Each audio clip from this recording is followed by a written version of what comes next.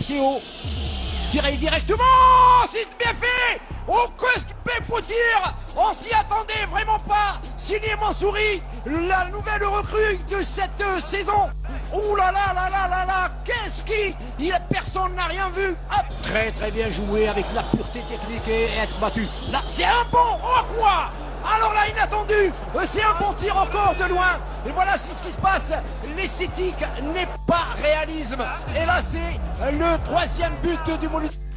نفذها زكريا منصوري في الدقيقة 22. بعدها نفذ منصوري مخالفة وجدت قدم يطو الذي أضاف الثاني عند الدقيقة 32. ضربة الجزائري وتسجيل منصوري هدف التعادل منهيا الشوط الأول بالتعادل الإيجابي.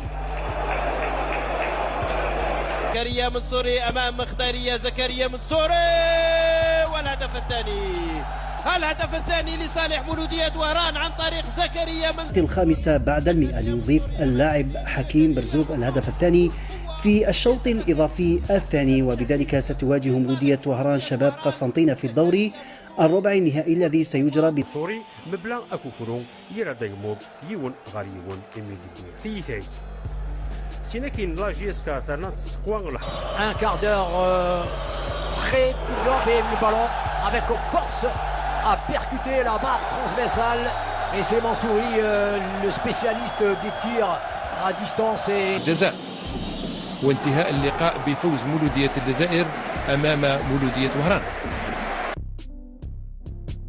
سيفعلها منصوري، هل سيفعلها منصوري؟ هدف التعادل، هدف التعادل لمولودية وهران. منصوري يفعلها ويعدل النتيجة ويعيد مولودية وهران من جديد، وأخيرا نصر الدين